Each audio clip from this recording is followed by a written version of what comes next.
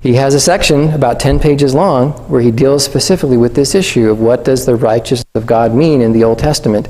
And he basically just quotes all these verses, verse after verse after verse from Isaiah and the Psalms and Daniel, and says, see, it means God's covenant faithfulness, because that's what the context is talking about. Yeah, but there's a lot of words used in there. They don't all mean covenant faithfulness, right? So you have to be careful not to do this mistake of transferring the totality of a word's usage into every occurrence of the word. Okay, let's just close with this. Look at the handout there, the 10 righteousness of God texts in Paul. What I want to show you here is how we can know that the righteousness of God in Paul, how we can determine the usage of this word.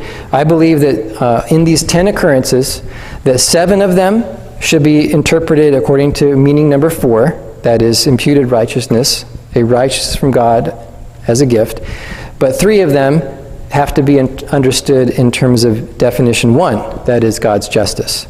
And how can we distinguish which is which? It's because of that last column there that says by faith. If by faith is present, then you can tell that this is the righteousness that comes from God as a gift.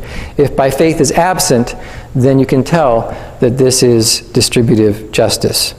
So just to give you an illustration of that, we know Romans 1:17, right? In it the righteousness of God is revealed from faith for faith. There's the phrase, by faith, for faith. So clearly that's the gift from God interpretation. But the very next occurrence in Romans 3:5 is different. This one says, but if our unrighteousness serves to show the righteousness of God, what shall we say? That God is unrighteous to inflict wrath on us? You can even just tell from the context, right? He's talking about wrath and judgment.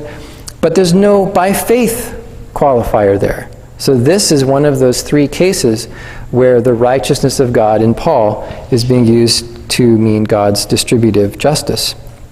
The other 2 are in Romans 3:25 and Romans 3:26, where it says that God put forth Christ as a propitiation in order to show God's righteousness, to show that he's righteous to justify sinners through the atoning work of Christ. One thing that might help to illustrate this idea of why would this phrase help to define, there's this idea in linguistics called syntagmatic constraints.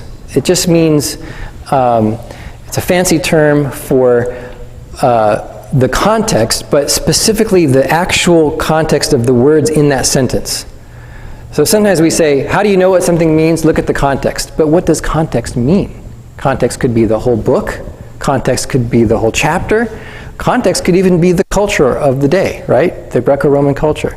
What do we mean by context exactly? Well, there is one very, very narrow context, which is these syntagmatic constraints that are part of the sentence itself. So by faith is a syntagmatic constraint. That is, it's a phrase that is constraining how righteousness is being used. Let me illustrate this for you. The English word glasses, it's a word that has more than one meaning, right? One meaning of glasses is these glasses that you see through. The other meaning of glasses is glasses that you drink out of. Now, they're related because both are made out of the same material, which is glass. That's why they're called glasses. But there's distinct meanings of the word glasses. Now, you can tell, in fact, you don't even have to do any work in your own mind because your mind is so automatically wired that when you hear the syntagmatic constraints in any given sentence, you automatically know which meaning is in view. And in fact, the other meaning doesn't even occur to you. So if I say this sentence here, if I say, the prescription for my glasses is old, you know right away I'm talking about these glasses and not drinking glasses. In fact, drinking glasses probably didn't even occur to you. But if I say, put the glasses in the dishwasher, you know that you don't put these glasses in the dishwasher, so it must be the other kind, right? So what are the syntagmatic constraints in those sentences? Well, things like prescriptions for, right? You don't have prescriptions for drinking glasses. Or in the dishwasher, right? It's a phrase that's used right next to the word glasses. Put the glasses in the dishwasher. So in the dishwasher is a syntagmatic constraint that automatically limits the meaning of the word glasses. It defines it.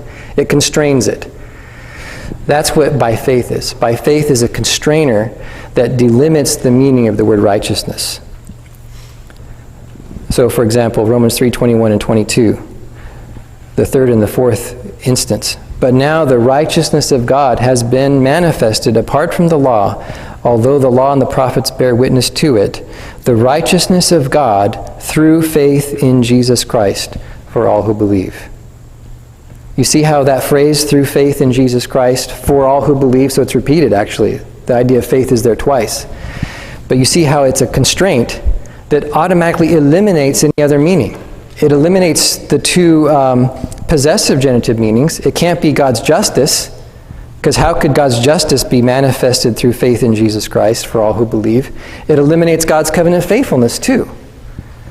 Right? Because God's covenant faithfulness is not something that is received through faith and is given for all who believe. God's covenant faithfulness is just an attribute of God. So that's the basic conclusion that I came to in my book.